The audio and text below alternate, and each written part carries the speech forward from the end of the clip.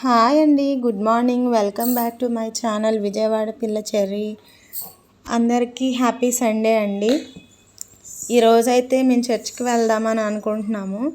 ఇక్కడైతే బట్టలు నానబెట్టేశాను, అంట్లు కూడా తోమడానికి వేసుకున్నానండి, క్లీన్ చేస్తాను. అదేంటి, మేము చర్చ్కి వెళ్ళాలంటే ఇక్కడ మేము ఉండే దగ్గర కాదు, నేను పెళ్ళైన కాడి నుంచి మా అత్తగారు ఊరు అంటే మా ఆయన గారి ఊర్లో చర్చ్కి వెళ్తున్నాను. ఆ చర్చే ఇంకా అలవాటు అయిపోయిందండి. ఇక్కడ ఇప్పుడు వేరే ఇల్లు మారామని మళ్ళీ వేరే చర్చ్ ఏం మార్చలేదు. చర్చ్కి వెళ్దామని బయలుదేరాం కానీ అప్పటికే చాలా లేట్ అయిపోయింది. అయినా కానీ ఎలా అయినా వెళ్దామని స్టార్ట్ అయ్యాము. ఎందుకు లేట్ అయిందంటే పాపకి మోషన్స్ అయినాయండి. ఒక 3-4 టైమ్స్ వెళ్ళింది. నాకు అవన్నీ చేసుకునేపాటికి కొంచెం లేట్ అయిపోయింది.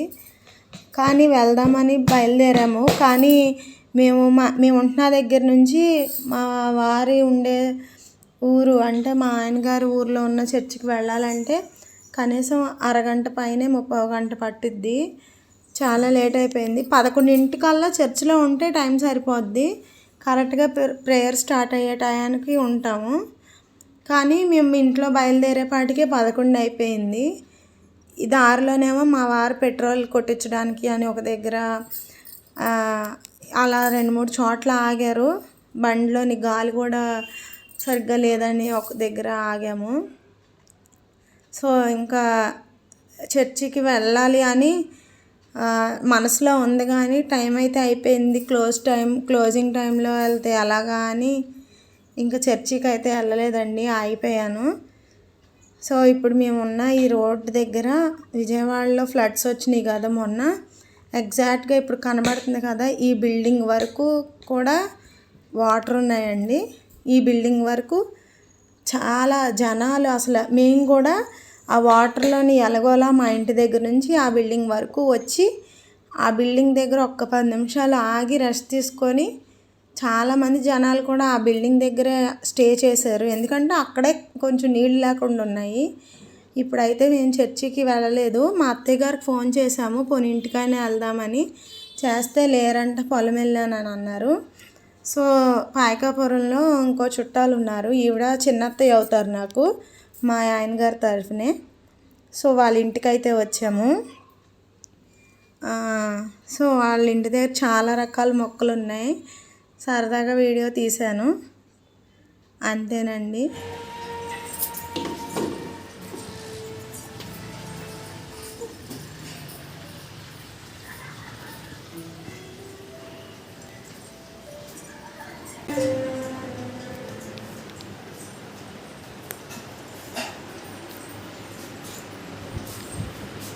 అయితే మా ఇంటికి వచ్చేసామండి. ఇదైతే ఈవినింగ్, సండే ఈవినింగ్.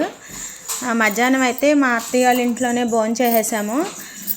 రాక వచ్చారు, భోజనం చేయకుండా వెళ్ళిపోతారా అని భోజనం పెట్టేశారు. వద్దు అత్తయ్య, వెళ్ళిపోతాం, ఊరికే కనబడి వెళ్దామని వచ్చామంటే అక్కడైతే మధ్యాహ్నం కైమా కర్రీ అండ్ అలానే ఎగ్ కర్రీ చేశారు. ఇప్పుడైతే నేను నైట్ ఏదైనా చేద్దామని కిచెన్లోకి అయితే వచ్చాను. పెరుగు అయితే తోడు పెట్టానండి, ఈ ఒక్క పూటకే కదా, మాకైతే ఇది సరిపోద్ది. ఇప్పుడైతే నేను నైట్ లంచ్లోకి వచ్చేసి ఇదైతే పెరుగు మాకు సరిపోద్దండి, ఒక పూటకే కదా. ఇక్కడ అయితే నిన్న మంట కొంచెం ఎక్కువ వచ్చేసి ఇలాగ కాలింది స్టాండ్, దాన్ని అయితే క్లీన్ చేయాలి. నిమ్మకాయ సోపు వేసి క్లీన్ చేస్తే క్లీన్ అయిపోద్ది. రేపు మార్నింగ్ చేస్తాను. ఏం చేస్తున్నానండి, ఈరోజైతే నైట్ నాన్ వెజ్ ఏం తినాలని లేదండి. మధ్యాహ్నం కూడా అక్కడ నేను మటన్ అయితే తిన్నాను. ఎగ్ కర్రీ కూడా నాకు ఇష్టం ఉండదు. ఎగ్ ఆమ్లెట్ ఇష్టపడతాను కానీ కర్రీ ఇష్టం ఉండదు. మొన్న మా ఇంట్లో కూడా బంగాళదుంప ఎగ్ కర్రీ చేసిన రోజు నేను తినలేదు. సో ఇంకా రసం ఉంటే నేను అక్కడ రసమును కర్రీలో గ్రేవీ కొంచెం వేసుకొని తినేసాను. ఇప్పుడు నేను అందుకే నాన్ వెజ్ ఏం చేయాలని లేదు. మేము కూడా మొన్న టమాటా రైస్, చికెన్ ఫ్రై చేసుకున్నాం కదా. సో ఇప్పుడైతే పాల ప్యాకెట్ అయితే తీసుకొచ్చాము. నైట్ ఇంట్లో పాలు ఉంటే, చిన్నపిల్ల ఉంది కదా, అన్నం తినకపోతే పాలన్న తాగించి పడుకోబెట్టచ్చు అని పాలు అయితే ఎప్పుడు ఉంచుతాను. అందుకని మార్నింగ్ అయితే తీసుకురాలేదు, హడావుడిలో మళ్ళీ కాయకపోతే ఇరిగిపోతాయని. ఇప్పుడైతే టమాటో పచ్చడి చేయమన్నారు మా వారు. సో టమాటాలు, పచ్చిమిరకాయలు వేసి పచ్చడి చేస్తాను. అన్నం కడిగి పెట్టేసి ఆ పాలు కాస్తానండి. వారైతే చికెన్ ఫ్రైడ్ రైస్ తీసుకొచ్చారండి. ఎందుకంటే పాప నేను మధ్యాహ్నం భోజనం సరిగ్గా చేయలేదు. చెప్పాను కదా నాకు ఎగ్ కర్రీ నచ్చదని, సరిగ్గా తినలేదని. ఫ్రైడ్ రైస్ తీసుకొచ్చారు కాబట్టి రైస్ కొంచెమే వండుతున్నాను. ఇదిగో ఇక్కడైతే రైస్ పెట్టేశాను. అండ్ అలానే టమాటా పచ్చడికి కూడా మగ్గబెట్టానండి.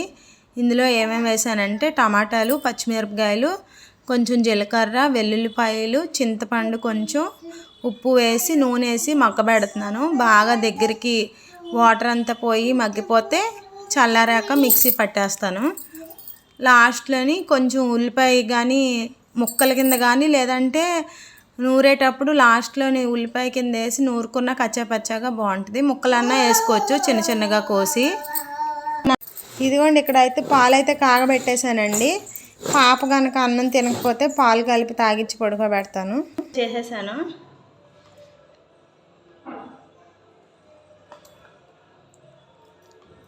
ఉల్లిపాయ ముక్కలు కూడా వేసానండి. బాగుంటుంది ఇలా వేసుకుంటే టేస్ట్.